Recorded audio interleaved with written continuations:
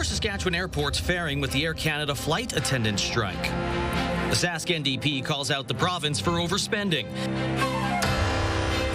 And U of R Students' Union responds to getting their lease terminated by the school. Live from our studios in Regina, this is CTV News. Good evening. There aren't a lot of options to fly out of Saskatchewan on a regular day. Now there are even less, with Air Canada flight attendants remaining on strike, grounding flights impacting around 1,000 Saskatchewan passengers every day. CTV's Laura Woodward has the latest. Charlottetown rockers Haywire were set to hit the stage at Saskatoon's Rock the River on Sunday until Air Canada grounded their plans. Because of the Air Canada strike, we couldn't get out of Charlottetown. So it changed all our plans. And a canceled flight meant a canceled show. We love playing there. We're looking forward to that gig a lot. Rashid says booking with another airline wasn't an option. Flights were packed and prices sky high. Crazy book, crazy expensive. Finding a WestJet flight out of Saskatoon to Toronto, for example, none are available until Sunday at over $1,000 one way. There's no airline that would have enough planes that would be not already in use. And frankly, there's just not enough seats to go around. At Saskatoon's airport, the Air Canada desk mostly empty, with Monday's flights to Vancouver and Toronto canceled. Businesses that rely on air travel for meetings and conferences are bracing for impact. When one of the major air carriers in the country is unable to provide those services, it's very problematic for businesses. An estimated 1,100 passengers are affected by the strike per day at Saskatchewan's two largest airports. Laura Woodward, CTV News, Saskatoon. In Denair Beach, NDP leader Carla Beck and NDP MLA Jordan McPhail were joined by community members who addressed Scott Moe, asking him to visit the community. Denair Beach residents continue to ask the province why more wasn't done to protect their community, which lost hundreds of homes. The province said in a statement that various cabinet ministers have visited the north and will continue to do so. And the province's recovery task force continues to work with impacted communities and support them through the recovery. Now, it's not just our province dealing with the peak of wildfire season. Fires burn across the country. That's why the federal government is investing in local firefighting training to support the battle. That includes $335,000 of funding that's going to the Yorkton Tribal Council to support the training of 35 community members in wildland fire management, integrating traditional knowledge and cultural burning practices to address wildfire risk reduction and mitigation. Ottawa says the investment will equip people with the necessary skills and opportunities to pursue employment in wildland firefighting. That really means looking at things like how we can strengthen coordination and capacity across jurisdictions, across provinces and territories, so that communities have the tools they need to respond, to recover, and to rebuild. The federal government is also investing more than $200,000 into similar training efforts in Manitoba, bringing nearly 100 new firefighters into the fold between the two provinces.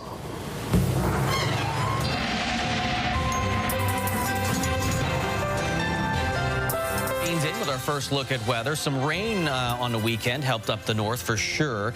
But right now we're looking at heat. It was a hot one today. Yeah, and that's going to continue as we head into at least into the middle of the week.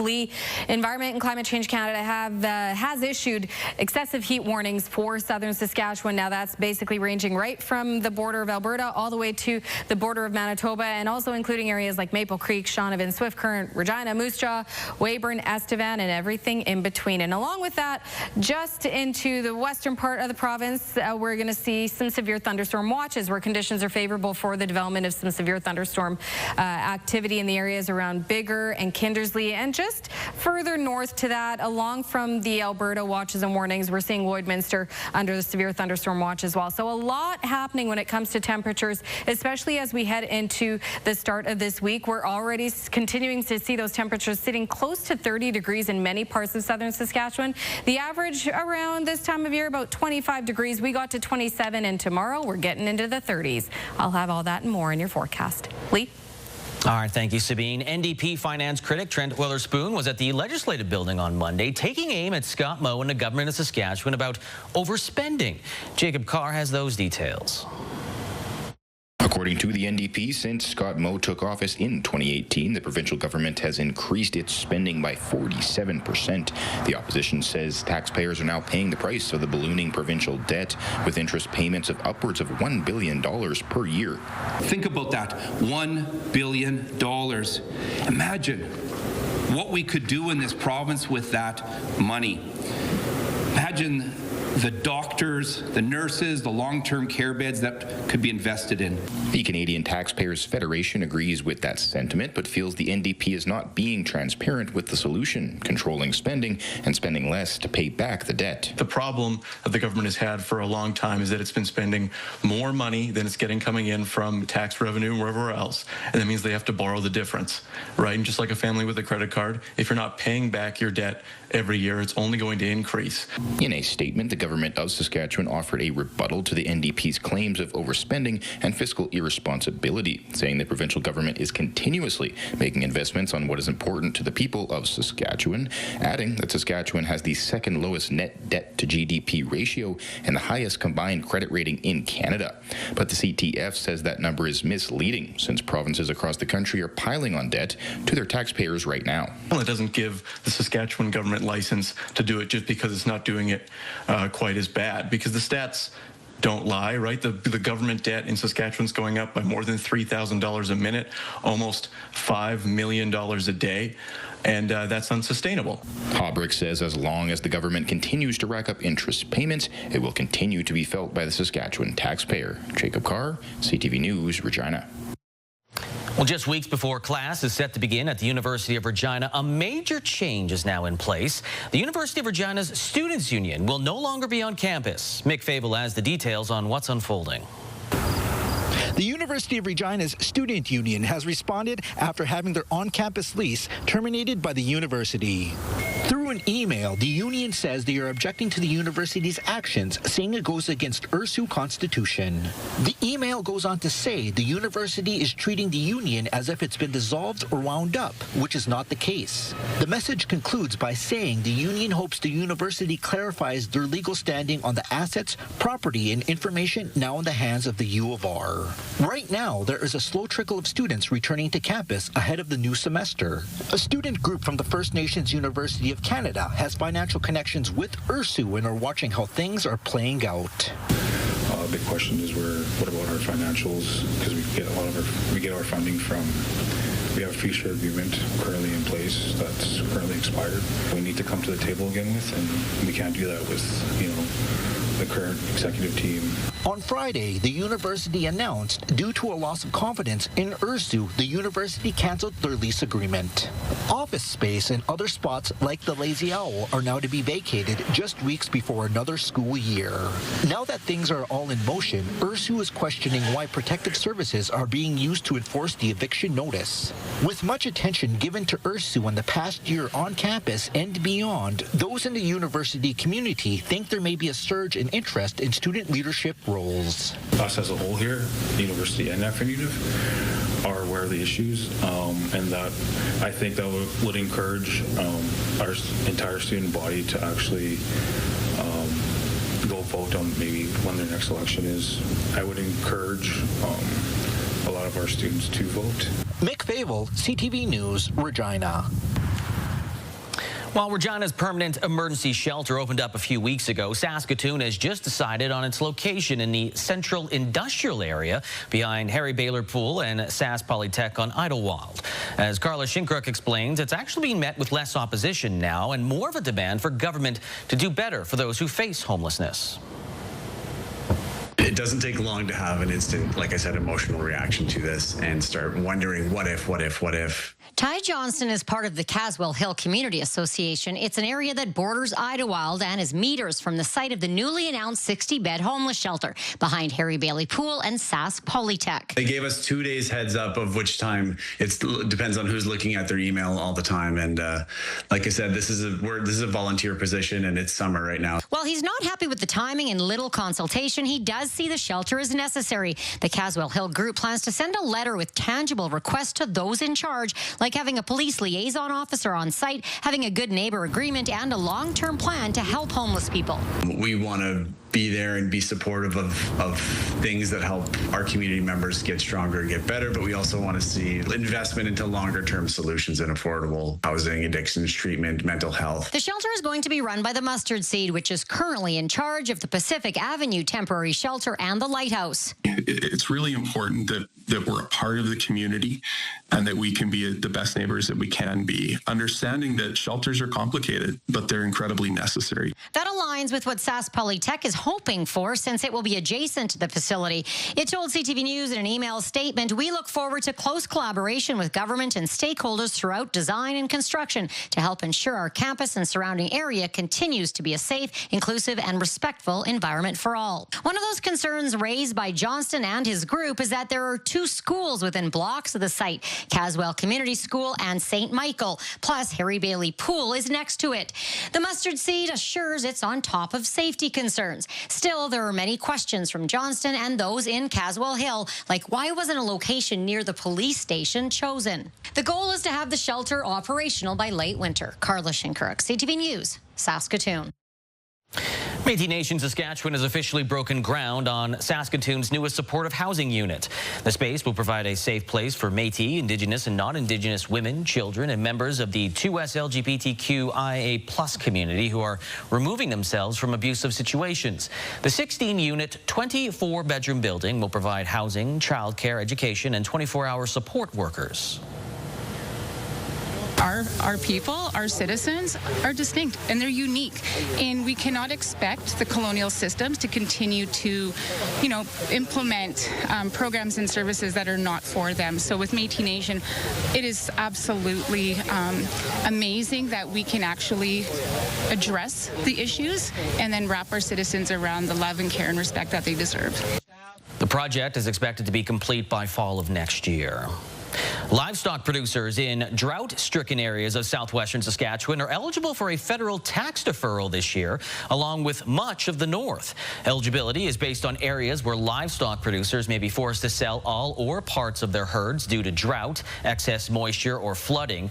The provision allows farmers to defer a portion of their sales income until the following tax year to at least partially offset costs.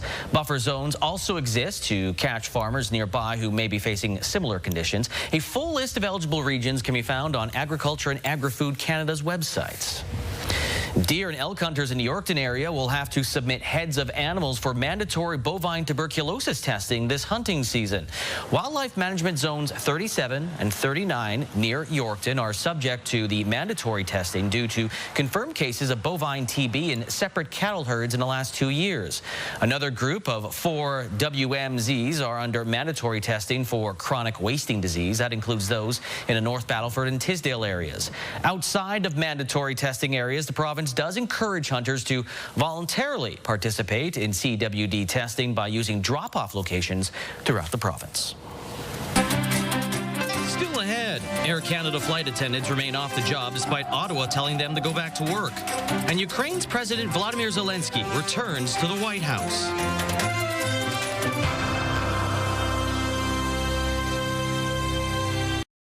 Well, another day of travel turbulence as Air Canada flight attendants defy a back-to-work order and remain on strike. A decision the Labour Relations Board today deemed illegal, leaving hundreds of thousands of passengers stuck in limbo. CTV's Heather Wright has the latest. For the 3rd straight day, Air Canada flight attendants are on the pavement rather than in the skies, defying orders to return to work. And if it means folks like me going to jail, then so be it.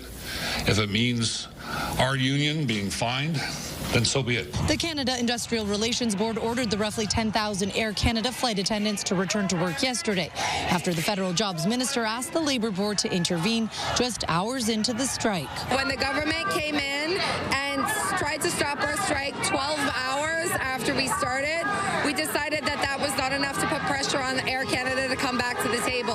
That's all we want. Air Canada, come back to the table. At issue, wages and unpaid work.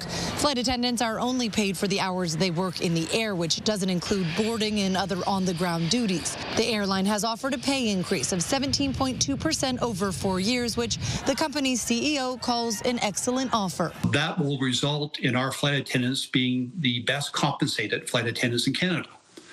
Bar none. But the union says that increase doesn't account for inflation over the last decade. Starting flight attendants now are making $1,900 a month in an area where rent is $2,000. The job action has left roughly 500,000 passengers stranded, many unsure when they will be able to get home. I'm supposed to start a job on Wednesday. That's not going to happen. Today, the Prime Minister weighed in, calling the impasse disappointing. I urge both parties to resolve this as quickly as possible, and the Minister will have more to say. Minister Hyde will have more to say later. The union is challenging the back-to-work order in court, so it's unclear how much longer this strike might last. Some estimating it is costing the airline about $60 million a day. Heather Wright, CTV News, Mississauga, Ontario. Voters in an Alberta riding are casting their ballots today in a closely watched by-election. If he doesn't have, as I say, somewhere around 80, he may exceed the 83 or nearly 83% that Damien Currett got there. But if he doesn't get somewhere in that range, this has never been won by less than 70%. If he's closer to 70, people are going to start to say, well, if he can't even win a decisive victory in the second safest riding in the country, can he really lead the entire country to victory in a future election? Of course, she's talking about Conservative leader Pierre Poilievre. He is running in the riding of Battle River Crowfoot, trying to regain his seat in the House of Commons. Poilievre widely expected to win this riding, which is considered, as she mentioned, the second safest riding for Conservatives in Canada. Canada's home building is picking up, but not fast enough, according to a national housing agency. CTV's Maria Sorrell reports from PEI, a province that's actually punching above its weight, but still struggling through the crunch. Homes are taking shape across Charlottetown, construction crews working hard. For its size, PEI is building at roughly double the national rate, according to the newest numbers. We're small, but we're very resilient. We like to get things done. But like other provinces, the island can't keep up with demand or the pace needed to restore pre-pandemic affordability by 2035, according to the Canada Mortgage and Housing Corporation. In July, Canada's home building was 4% faster than in June, at about 294,000 homes per year. But that's still far from the CMHC's affordability benchmark of 430,000 to 480,000 home starts per year. This home I'm standing in is a work in progress, greenlit well before today. One of the reasons for the building bump is that pre-planned projects like this one are going ahead. But the National Housing Agency says that doesn't reflect current investor appetite. In fact, the CMHC is projecting a slowdown later this year. We've been in a context where the economy has been quite uncertain. We've been facing geopolitical uncertainty as well. While tariffs and higher costs are making homes harder to finance, the Construction Association of PEI's executive director says there are bigger challenges. Shortage of skilled people will continue to be a problem, in the years to come. So builders here say they need more help to turn frames into finished homes. Maria Sorrell, CTV News, Charlottetown. In Washington, U.S. President Donald Trump hosted his Ukrainian counterpart today, with both leaders expressing hope that it could lead to bilateral talks with Russia's leader, of course, to bring an end to the Moscow roar that's happening right now in Ukraine. With more, here's Judy Trin. The Ukrainian president arrived at the White House dressed in a black suit instead of his usual military uniform. Donald Trump took notice. First of all, Mr. President Zelenskyy, you look fabulous in that suit. I said the same thing. Yeah, you look good. I said the same thing. Volodymyr Zelenskyy also made sure he voiced his appreciation for the president's effort to end Russia's war on Ukraine. Thank you very much for your efforts, personal efforts to stop killings and stop this war. But the devil is in the details, and Zelenskyy wants to make sure the plan Trump discussed with Russian President Vladimir Putin in Alaska will respect Ukraine's sovereignty. Speaking with reporters, Trump said a deal can be worked out without a ceasefire. We can work a deal where we're working on a peace deal while they're fighting. They have to fight. I wish they could stop. I'd like them to stop. But strategically, that could be a disadvantage for one side or the other. On social media, Trump said on Sunday that Zelenskyy can end the war if it gives up Crimea and membership in NATO. Russia took over Crimea in 2014, and after 3.5 years of war, it controls almost all of the Donbas region in southeast Ukraine. Putin wants Ukraine to give up territory as a condition for peace. When we talk about security, we're talking about the security not just of Ukraine, we're talking about the security of Europe. To prevent Ukraine's interests from being subverted in a deal brokered by the U.S. and Russia, 7 European leaders from Britain, France, Germany, Italy, Finland, the European Union, and NATO's Secretary General traveled to Washington to stand with Zelenskyy to warn against trusting Putin and fight for security guarantees. We're going to try and get a 3-party meeting, maybe as soon as we can. Israeli tanks and soldiers gathered at Gaza's border today as the Israeli government plans a ground offensive into Gaza's largest city. Israeli Prime Minister Benjamin Netanyahu describes Gaza City as Hamas's final stronghold. However, the Israeli military has warned expanding the offensive could endanger hostages and draw troops into deadly guerrilla warfare.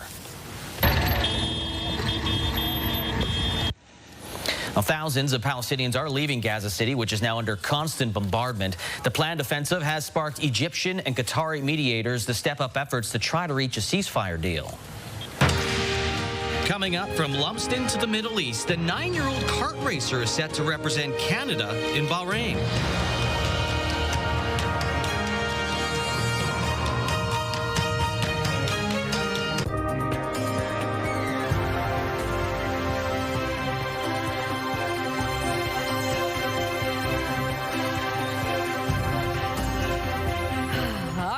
Take a look at what your forecast is looking like heading into the rest of, at least for the start of this week. And it's going to be very hot if you happen to be in the Queen City or anywhere in southern Saskatchewan. Today we did warm up to 27 degrees. We're still sitting at 27. Winds not too bad, just under 15 kilometers an hour. But earlier today in the afternoon, Environment and Climate Change Canada did issue the excessive heat warnings in southern Saskatchewan, where we could see those temperatures, the daytime highs range anywhere between 32 to 34 degrees between now into Thursday, and the overnight lows would be sitting at about 16 degrees. So a very warm couple of days ahead. The humidex is expected to be about 38 to 40, so feeling closer to about 40 degrees for many parts of southern Saskatchewan over the next couple of days. And of course, then we also have some severe thunderstorm watches in effect for parts of western Saskatchewan as well. So with these excessive heat warnings comes the risk of also the development of some severe thunderstorms as well. And let's take a look at what we can see heading into the rest of the next couple of days. Really, as of right now, nothing is on the tracker showing that, but again, we know that these systems can develop within a few minutes, really. So just something to keep in mind as we head into the next couple of days. We're going to see some really high heat, and we're also going to see very clear conditions, so not a lot of shade to hide under. We could see a possibility of development of a little bit of active weather around the parkland tomorrow evening, and also the scattered precipitations just around the Maple Creek area there and around, well, just north of the Estevan area. And then all of this precipitation is expected overnight. So during the day, we're still going to see some really warm temperatures, and it won't be until the evening into the overnight that we see the development of the possibility of some thunderstorms. So again, we saw late in the evening for Wynyard, even Saskatoon, seeing a possibility of some thunderstorms developing and continuing to move over into the evening as it heads into Manitoba. And then again, Wednesday evening,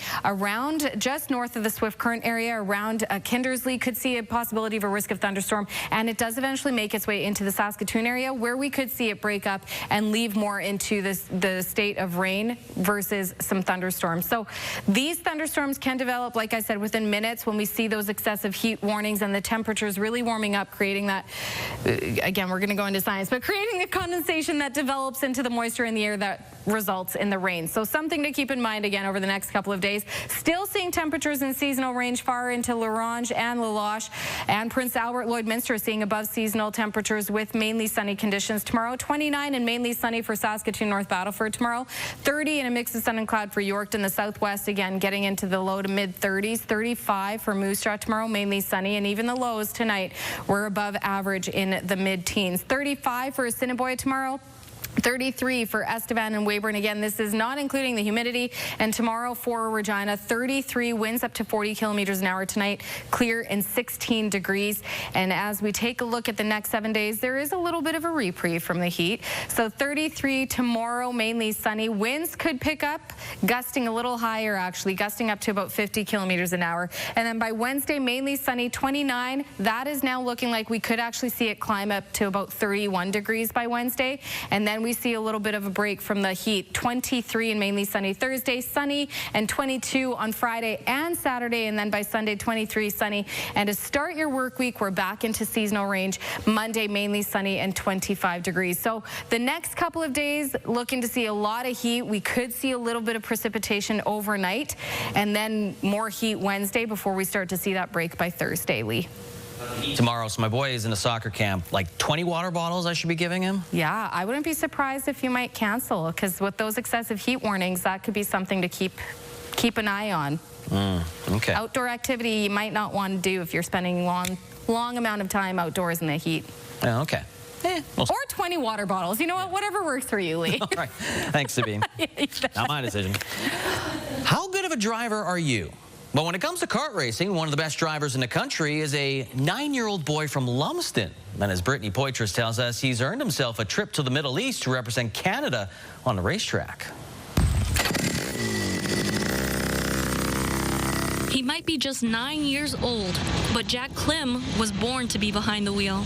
The Lumsden product is one of the best go-kart racers in the country and will represent Canada at an international stage this November in Bahrain. Klim says he's been racing on the WF Botkin racetrack outside of Regina since the first time he saw karts on the track. We saw go-karting, so we came over for a day and asked if we could test it, and we liked it, so we tried it again, did a race the next year, and we loved it, so we kept doing it. He has been riding around on little quads and electric vehicles since I think he was 2, kind of ripping around our yard, ripping around the farm.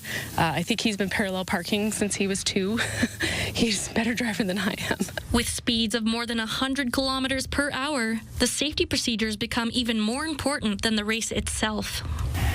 We have bumpers, front, side pods, and back rear bumper. We have a rib protector, a suit.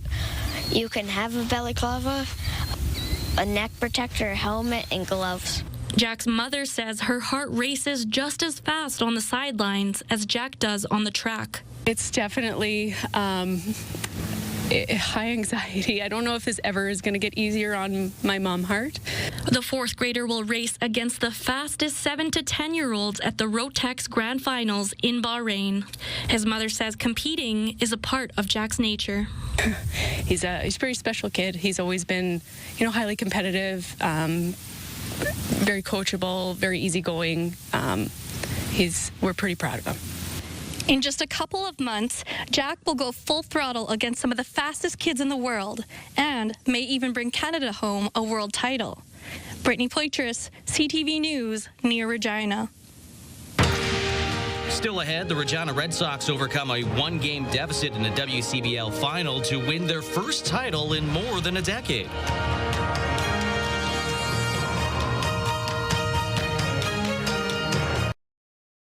Wardrobe consideration in part by Colin O'Brien Men's Shop. Well, the Riders continue to roll, improving to 8-1, defeating the Ticats on Saturday, 29-9 in front of a sold-out Mosaic Stadium. Oh, there's a reason I ended up in sports. Oh, Brett, you saying the weather's harder than I can believe it. Shot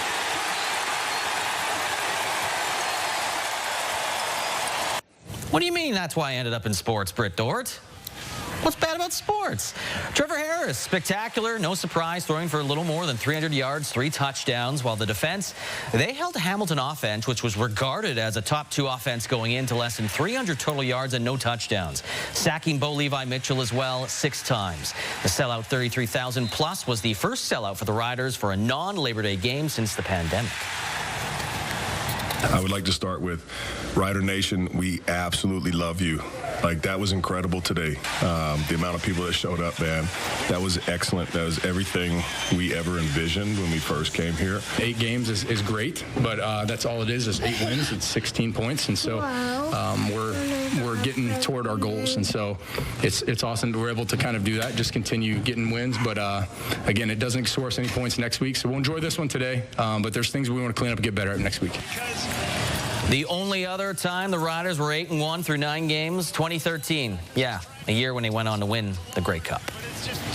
Regina Red Sox are once again atop the Western Canadian Baseball League, overcoming a season full of adversity with the memory, of course, of their late teammates on their minds. Donovan Mace has more.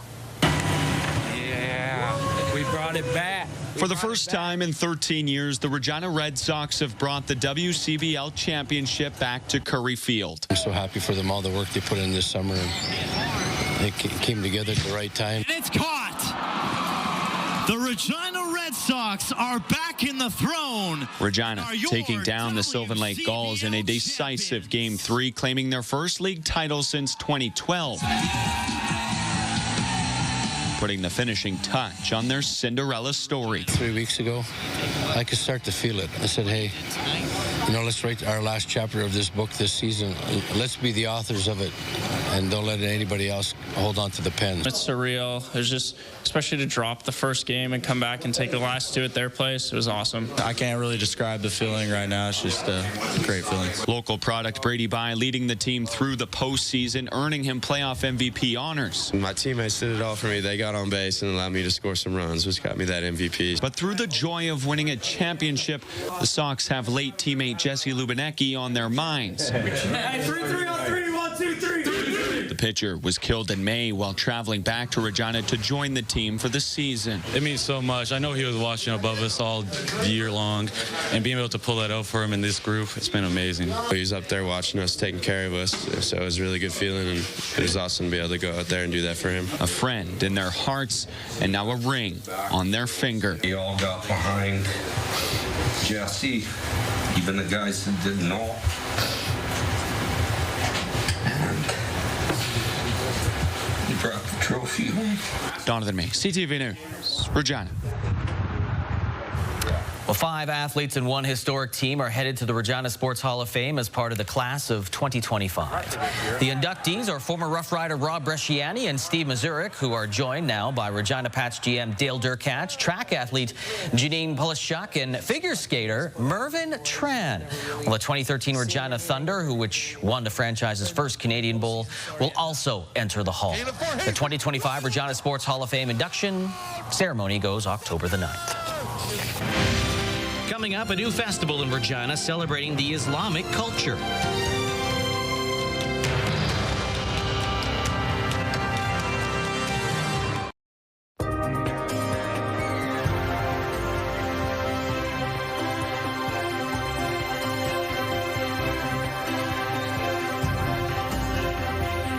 Take a look at your rural forecast heading into tomorrow. Many areas are still going to be sitting above seasonal tomorrow, just not seeing those excessive heat warnings as we are in southern Saskatchewan. But take a look at what we can expect for areas like Hudson Bay, Melfort, Watrous. Mainly sunny, 29 tomorrow. Wynyard, Kindersley, 31 degrees. Outlook, 32.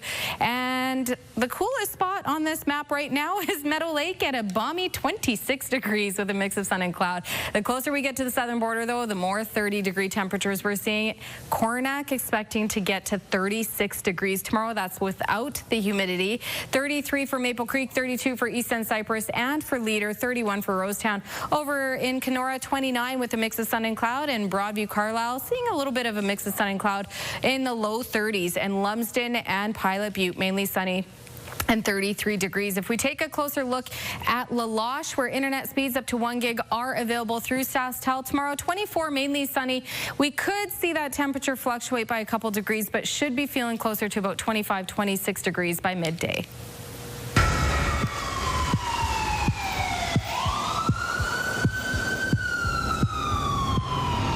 The incident happened on July the 26th, 2025 at around 4:30 in the afternoon at a business on the 1900 block of Broad Street. A woman entered an unoccupied room in the business and stole a bag with all of its contents, believed to be more than $5,000 worth of goods.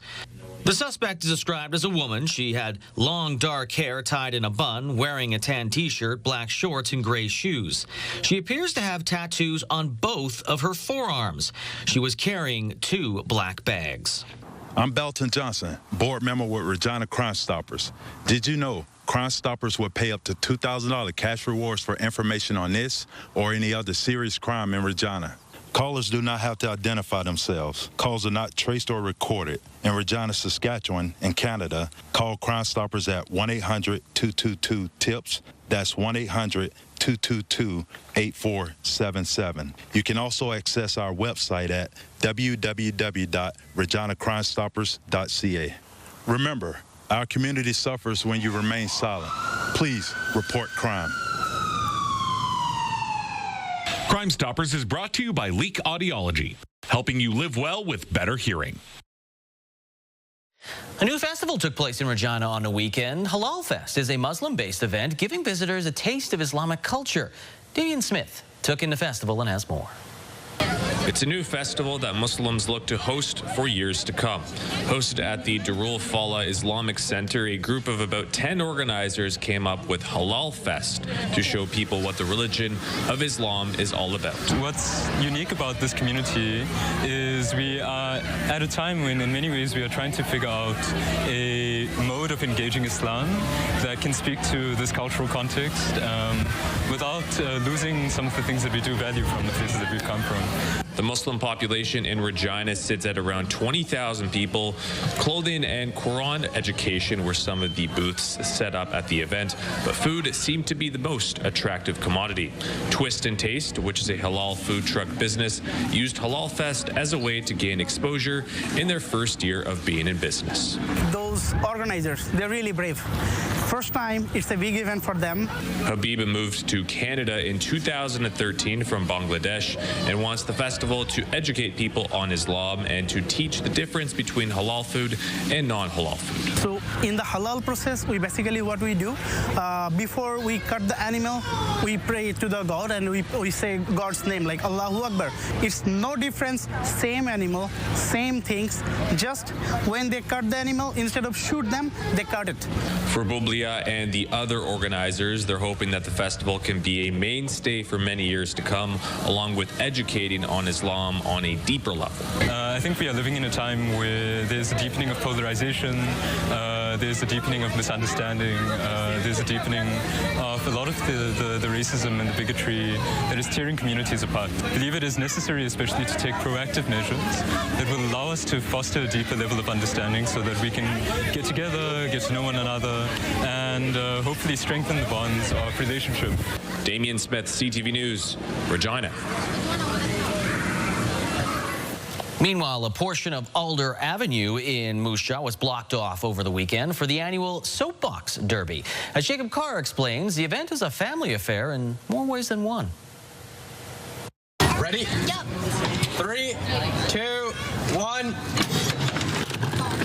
Dozens of spectators lined Alder Avenue on Sunday to cheer on a group of young racers in their homemade Soapbox cars. For 9-year-old Isabella Carl, her racing car has been passed down through her family. Hers is a full wood car, and it was raced originally by my son, and then it was raced by my niece, and now it's raced by my granddaughter. Speaking of, my car is over there, 219 in the pink and purple. Carl is now in her 3rd year of Soapbox racing, and she told CTV News that while she has a competitive side, the best part is the high-speed fun.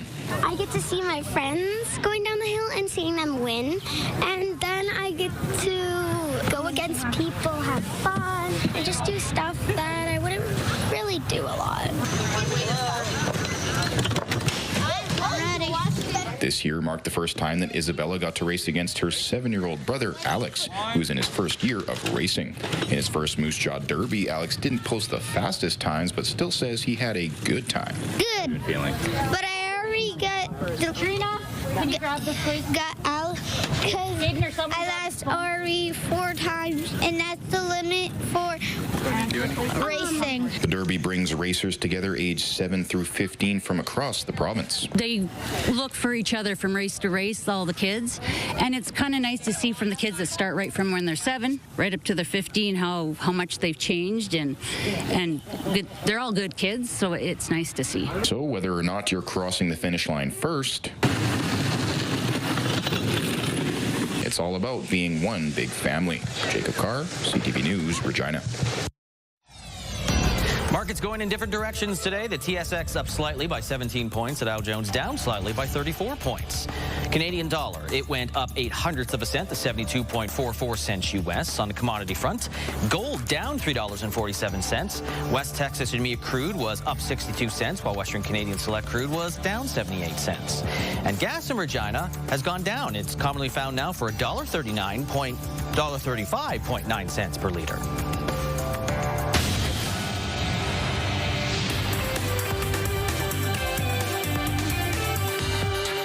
Analysts are crunching the numbers and estimate the strike could cost Air Canada $200 million, even if the action ends this week. That estimate's coming from Canaccord Genuity. The strike has led Air Canada to suspend its financial forecast for 2025. The company had predicted it would make between $3.2 and $3.6 billion in 2025. Shares in Air Canada dropped today by almost 3%. There are far fewer shovels in the ground in Toronto's housing market this year than last. Housing starts dropped 69% in Canada's largest city, but starts are up more than 200% in Montreal and 24% in Vancouver year over year. Equifax says 1.4 million Canadians missed a credit payment in the last 3 months. That's actually down from the first part of the year. But total consumer debt sits at $2.6 billion. That's up 3% from last year. Those are your business headlines. I'm Morella Fernandez.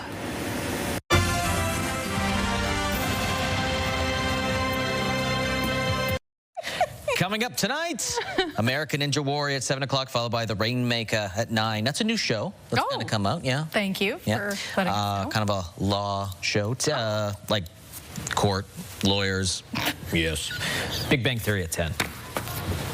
Clouded leopards are among the rarest of the cat species and one of the most secretive. But the Nashville Zoo has been successful in showcasing 2 of its cubs with adorable results. Yeah, the zoo is using oversized eggs to help the 11-week-olds with their hunting and pouncing skills. Clouded leopards are native to the tropical lowlands of Southeast Asia and countries such as Nepal and Bangladesh, but they are considered vulnerable to extinction due to deforestation, poaching, and the pet trade. Okay, they're actually... Oh. Yeah, pouncing. Aww. Pretty cute. They are cute. Very cute. Okay, cotton candy is a kid favorite, and this little one just can't get enough.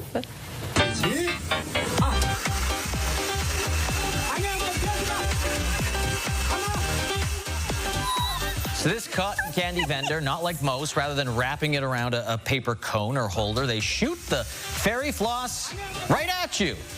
This girl came prepared, though. As you saw, she wrapped her hair in a scarf and was ready for the cotton candy. Are we concerned? Well, I'm concerned because I actually don't like cotton. Yeah, neither do I, but that starts looking like a web over her face. Yeah. It's a bit concerning. Cotton candy. Yeah.